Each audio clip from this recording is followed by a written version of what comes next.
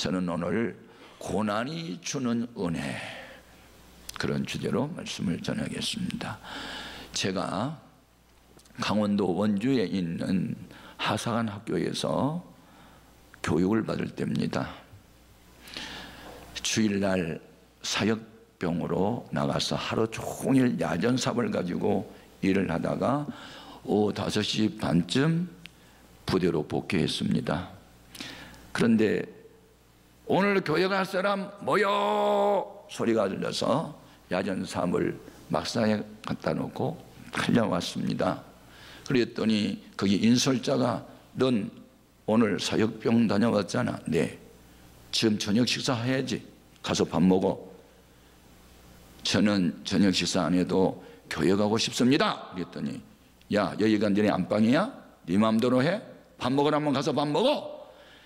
제 밥 안 먹어도 좋습니다. 교회 가겠습니다. 그랬더니 이게 어디서 개겨 하면서 그냥 뺨을 팍 치는 거예요. 빨리 가서 밥 먹어. 밥 안 먹어도 됩니다. 교회 가겠습니다. 그랬더니 그냥 구두발로 전개를 팍팍 차는 거예요. 그래서 바로 썼어요. 그래도 갈래? 그래도 가겠습니다. 그랬더니 너 죽을래? 하면서 그냥 구두발로 발로 팍 쳐요. 제가 자빠졌어요. 그때 마침 제 그 소대장에 지나가다가 야, 김중사 왜 때리는 건데? 이 새끼가 교회 간답니다.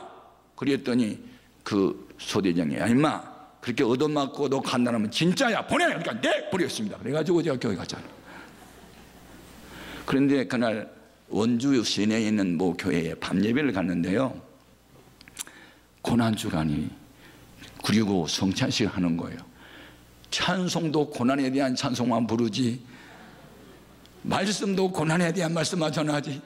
얼마나 울었는지, 찬송 부르다 울고 말씀 듣다 울고 막 계속 울었어. 그런데 내가 당한 고난은 주님의 고난에 비교해 보니까 아무것도 아니더라고. 예수님은 머리에 가시관 쓰시고 양손에 못이 박히시고 옆구리에 창을 찔리시고 온 허리에는 채찍에 맞았는데, 아이고 나도 조금 주님의 고난에 참여한 거 생각하니까 또 기쁜 거야. 그래서 막 기뻐서도 울었어. 아까는 아파서 울었는데, 슬퍼서 울었는데 기뻐서도 울었어. 한번 따라해 볼래요? 은혜가 무엇이냐고 물어본다면 눈물이라고 말하겠어요. 그냥 이리에서 울고 저리에서 울고. 나는 그날 고난을 받고 교회를 가서 은혜를 제일 많이 받았어. 그러니까 여러분도 교회 올 때 고난을 좀 당하면 은혜를 많이 받게 될 줄 믿습니다. 우리의 믿음은 언제 자라는가? 편안할 때 믿음이 잘 안 자라요. 꼭 고난과 역경이 있을 때 믿음이 착 자라요. 고난이 없으면 세상적인 것을 자꾸 의지하는데, 진퇴양난에 빠져보세요. 한계 상황에 빠져보세요. 그러면요 하나님 찾을 수밖에 없어요. 예.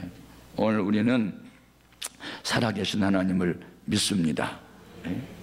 예. 본문 말씀의 내용은 시편 기자가 고난을 통해서 은혜 받은 이야기를 쭉 썼어요. 예. 그래서 고난 당하는 것이 내게 유익이라. 이 고난 때문에 내가 하나님 섬기는 법을 배웠다. 고난 당하기 전에는 내가 그릇 행했는데 이 고난 때문에 내가 이제부터 말씀을 지키게 됐으니 참 고난은 좋은 것이었다. 고난을 찬양하고 고난의 유익을 피력하고 고난은 은혜를 가져온 것이라고 이야기하는 거예요. 여러분, 우리 기독교는 고난 이후에 영광에 따라와요. 그래서 십자가 이후에 부활이 있어요. 복음의 핵심이 뭔지 아세요? 성경대로 예수님의 고난받고 죽으시고 성경대로 부활하셨다. 이게 복음의 핵심이에요. 자, 고린도전서 15장 3절 4절 내가 받은 것을 먼저 너에게 전하였노니 이는 성경대로 그리스도께서 우리 죄를 위하여 죽으시고 장사지낸 바 되셨다가 성경대로 사흘 만에 다시 살아나셨다. 아멘. 그러면 고난을 통해서 주신 은혜가 어떤 것들이 있을까? 첫 번째는 고난은 죄 짓는 일을 그치게 하는 은혜가 있어요. 언제 죄를 범하지 않느냐? 고난당할 때는 죄를 잘 안 범할 수 있어요. 예? 제가 어제도 아픈 분들을 위해서 5군데 전화했어요. 한 군데 있더니 지금 중환자실에 있는데 그 환자는 전화를 못 받는데요. 인사불성이라. 네. 산소호흡기를 꽂고 있으니까 숨만 쉬는 거지 전혀 전원을 통할 수 없대. 그래서 보호자가 막 우는 거예요. 자, 그렇게 아파 있는데 죄 지을까요? 못 짓죠. 짓고 싶어도. 예. 오늘 시편 기자가 이야기해요. 내가 고난이 오기 전에는 그릇 행했대요. 그릇 했다는 것은 밥그릇이 아니고 잘못되게 살았대요. 그런데 고난 때문에 내가 전심으로 하나님을 의지하게 됐대요. 자, 67절로 확인합니다. 고난 당하기 전에는 내가 그릇 행하였더니 이제는 주의 말씀을 지켜나이다. 여기서 고난 당하다는 말은 내가 누군가로부터 멸시천대를 받았고, 예, 사람들로부터 멸시천대를 받았고, 누군가로부터 육체적으로나 정신적으로 고통을 당했다, 그런 뜻이에요. 그런데 이런 고난이 있기 전에는 말씀 따라 안 살았다는 거예요. 주일도 안 지키고, 예배도 안 드리고, 11조도 안 바치고, 전도도 안 하고, 기도도 안 하고, 그냥 돈만 사랑하고 쾌락을 쫓아 살고 이렇게 살았는데 고난 때문에 죄 짓는 일을 그치게 되었대요. 하나님은요, 우리로 하여금 더 이상 죄를 못 짓도록 하기 위해서 고난을 허락할 때가 있어요. 그러면 그걸 얼른 알아차리고 죄 짓는 일을 딱 스탑시키고 하나님 말씀을 지키면요, 고난은 그때부터 사라질 줄 믿습니다. 베드로전서 4장 1절 같이요. 그리스도께서 이미 육체의 고난을 받으셨으니 너희도 같은 마음으로 갑옷을 삼으라. 이는 육체의 고난을 받은 자는 죄를 그쳤음이니 그 후로는 다시 사람의 정욕을 따르지 않고 하나님의 뜻을 따라 육체에 남은 때를 살게 하려 함이라. 예? 하나님은 우리 육체보다는 영을 더 사랑해요. 그래서 우리 영혼이 바로 되기 위해서는 육체적 고난을 가끔씩 허락할 때가 있다는 거예요. 이것은 우리를 사랑하는 증표예요. 하나님의 친자식이라는 증표예요. 사생자는 징계가 없어도 친자식은 징계가 있다고 가르쳐줘요. 그래서 여러분이 하나님 말씀대로 살지 않을 때 오는 고난은 하나님 나라를 극진히 사랑한다는 사실을 깨달았고 감사해야 될 줄 믿습니다. 히브리서 12장 8절 이하로 같이요.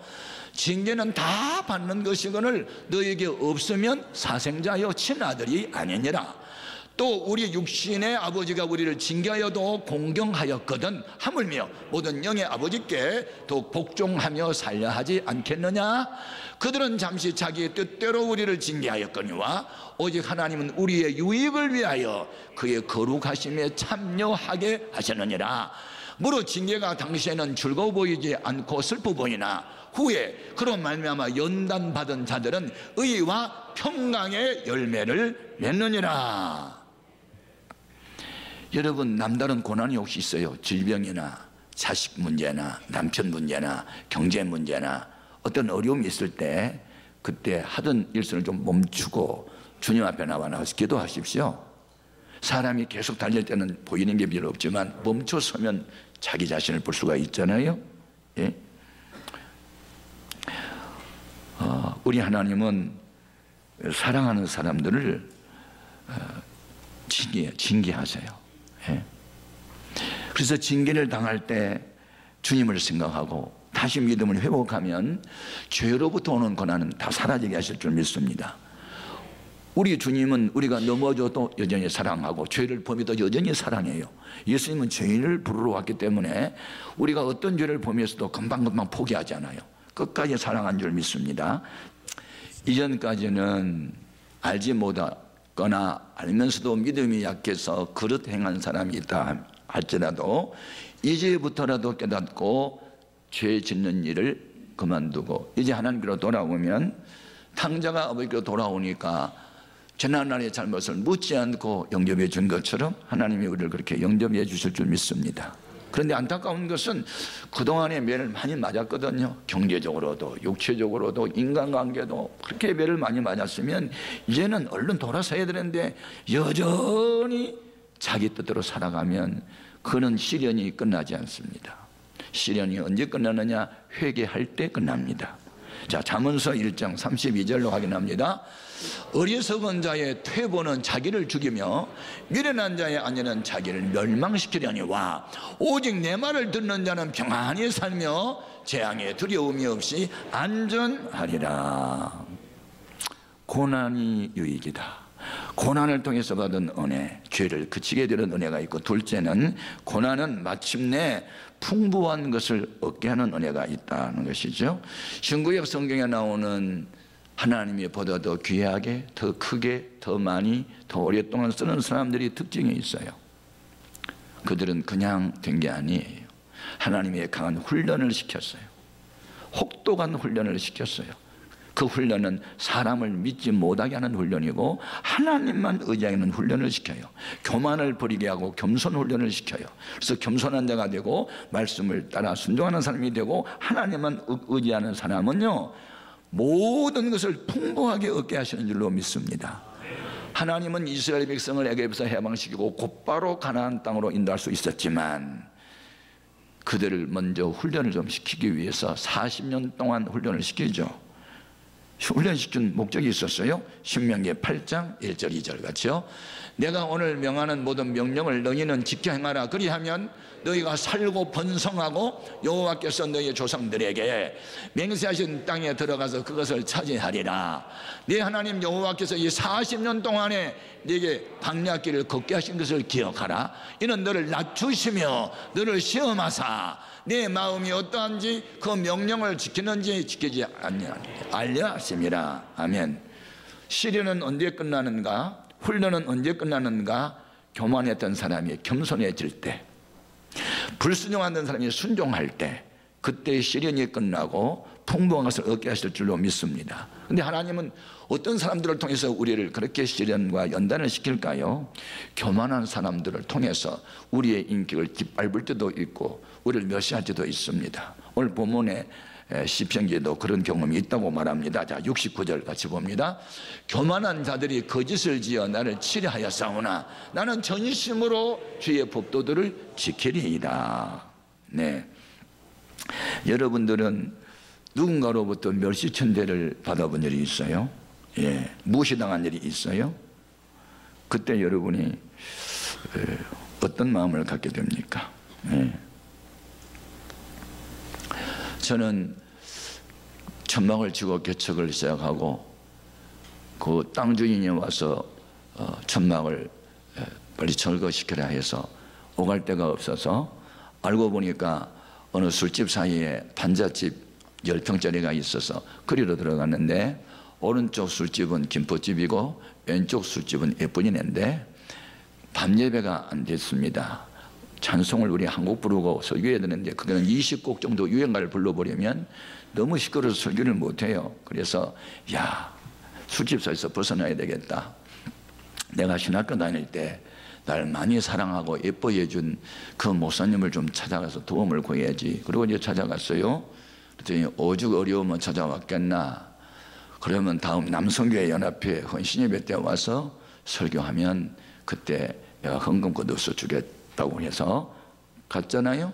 갔더니 나보고 왜 왔나 물었어요. 나하고 약속을 잊어버렸어요. 오늘 밤 다른 강사가 와 계시대요. 그때 내가 물시 당했다는 것 때문에 얼마나 상처가 됐을까요? 미안하니까 다음 달 3번째 주일 여성교회 헌신예배 때 오게. 그때는 혼자 오지 말라고 사모님이랑 같이 오게. 예배당 뒤에 사택이 있으니 7시 반 저녁 예배가 있는데 6시까지 오면 저녁 식사 같이 하고 그때 예배 드릴 때 또 헌금 걷어 줄게. 그래서 제가 믿음 가지고 꿈을 가지고 갔잖아요. 갔더니 나이 드신 이 어르신 목사님이 왜 왔나고 또 물었습니다. 또 잊어버렸어요. 밥 먹고 왔네. 나 지금 밥 먹으러 왔는데 다 잊어버렸어요. 그날 밤 내가 울면서 기도했는데 주님이 또 나한테 물었어요. 너 이곳에 왜 왔는데? 내가 왜 갔는데? 동고들어 갔잖아. 왜 왔냐고 묻는 말에 제가 대답을 못했어요. 그랬더니 주님께서 가르쳐 주셨어요. 그 목사님이 기억력 나빠서 잊어버린 게 아니거든. 너 버릇 고쳐주려고 내 지우개로 지웠다. 왜 어려움 당할 때 기도 안 하고 사람들한테 구걸하러 다니는 거야? 이 말에 내가 충격받고 또 가슴치고 또 울었어요. 내가 쓴 하나님의 지우개라는 책 이름이 거기에서 나온 거예요. 하나님이 나 훈련시킬 때 사람은 사랑의 대상일 뿐 믿을 분은 주님밖에 없다, 그거 훈련시킨 거예요. 그날 이후로 저는 어려움 당하면 3일 금식, 일주일 금식, 열흘 금식, 예배당 지을 때는 3주 금식을 하면서 하나님만 의지했어요. 사람은 믿는 만큼 실망 주고 상처 주지만 주님은 믿는 만큼 은혜 주시기에 우리는 주님을 의지해야 돼요. 주님 한 분밖에는 믿을 분이 없어요. 그 훈련이 끝나면 하나님이 풍부한 것을 얻게 하세요. 하나님이 들어쓰세요. 모자람이 없게 은혜를 주세요. 그래서 고난 당하는 게 유익이 되는 거예요. 고난 받는 것이 은혜가 되는 거예요. 자, 시편 66편 9절 이하로 확인해 보겠습니다. 그는 우리 영혼을 살려두시고 우리의 실족함을 허락하지 아니하시는 주시로다.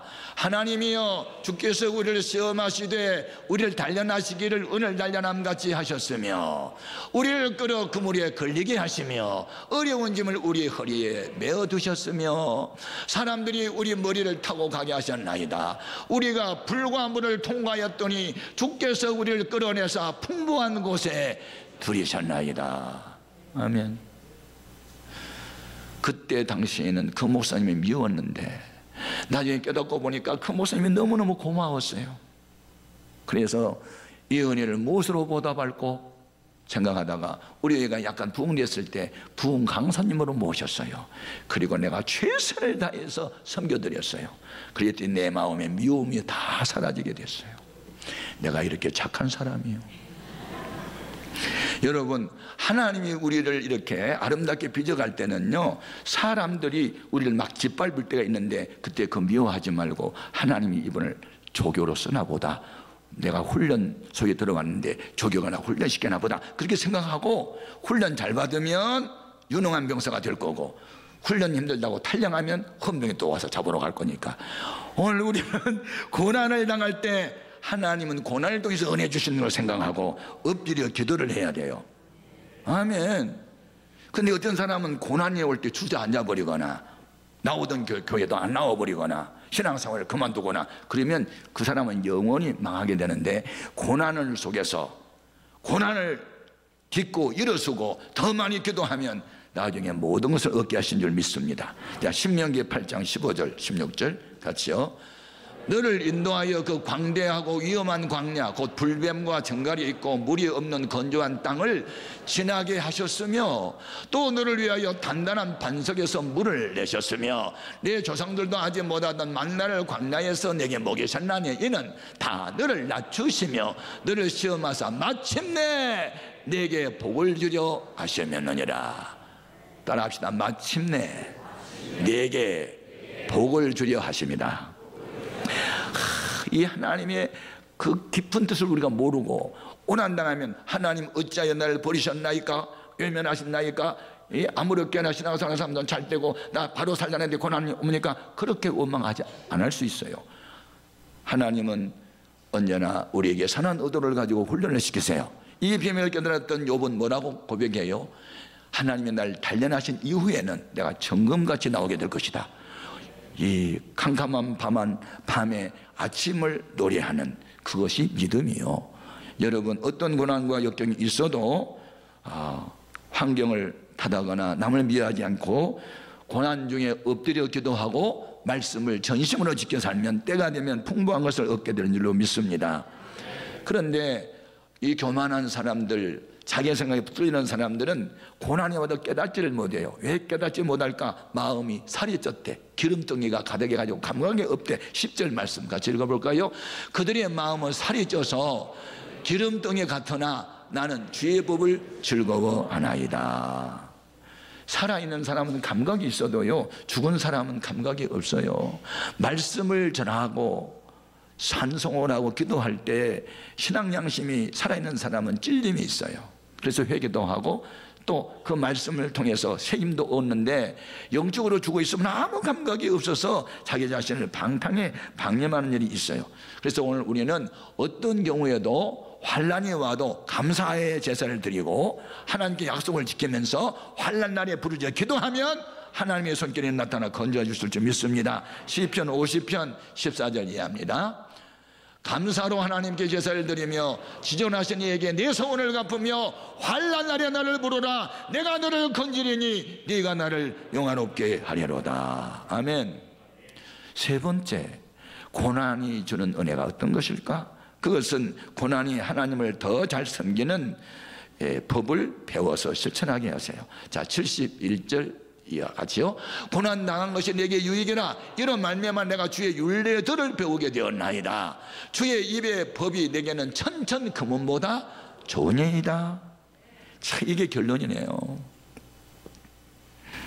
이 세상은 천천 금은을 원해요.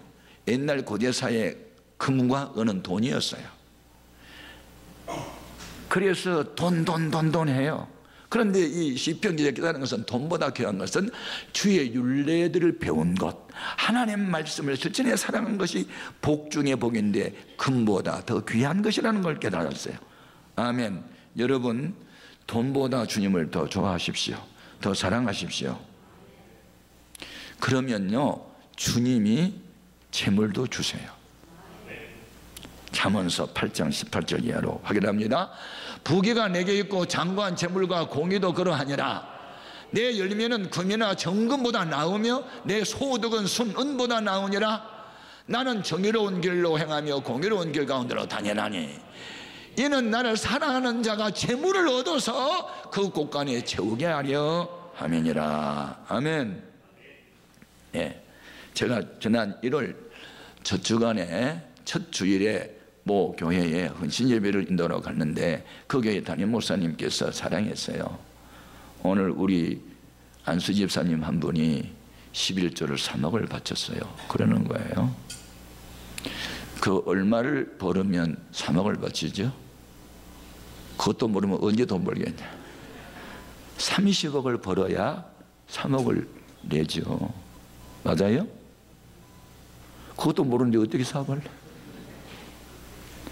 부럽기도 했어요. 그러나 엊그저께 어떤 목사님 한번 만났는데 대한민국에서 가장 부자들이 모여 사는 그곳에서 목회하신 분이에요. 국무총리도 나오고 뭐 장관도 나오고 뭐 부자들도 많이 나온다는데 걱정을 하더라고요. 3월 1일이 돼서 목요일 날 공휴일이 되면 거의 다 금요일 날 하루 휴가 내고 토요일 날 쉬고 주일 쉬니까 그렇게 주 말 정도의 공휴일이 낀 날에는 그 다음 주에는 텅 빈대요. 다 회에 놀러 가서. 그래서 저는 가난한 봉천동에서 목회를 잘했다. 우리는 공휴일이 있어도 회에 갈 돈이 없어 못 가니까 주일날 온다. 여러분, 요한계시록의 말씀이 생각났어요. 라오디아 교회는 부자들만 모인 교회였죠. 근데 예수님이 문 밖에 계셨어요. 서머나 교회는 가난한 사람만 모였죠. 그런데 주님이 충성을 부탁하고 내가 너희와 함께 한다고 격려하세요. 세상에 돈은 좀 없어도 믿음의 부자가 주님이 함께하는 사람이에요. 복 중에 복, 천천 금은보다 내 하나님을 섬기고 살아가는 것이 복입니다. 시편 기자가 그거 깨달았어요. 여러분, 돈보다 주님을 더 사랑하고 법도를 더 사랑하고 말씀대로 사십시오. 고난이 와도 감사하며 사십시오. 그러면 언젠가 때가 되면 풍부한 것을 누리게 하는 날이 분명히 올 것이니 그것이 영적인 풍부함이요 주님이 주는 평강이요 자유요. 아멘. 구하는 것마다 응답을 받는 일이요 하나님과 동행하는 것이니 아무것도 없는 자 같으나 세상의 모든 것을 가진 자와 같은 이런 은혜가 있게 될 것입니다. 이것이 고난이 주는 은혜입니다. 기도하겠습니다.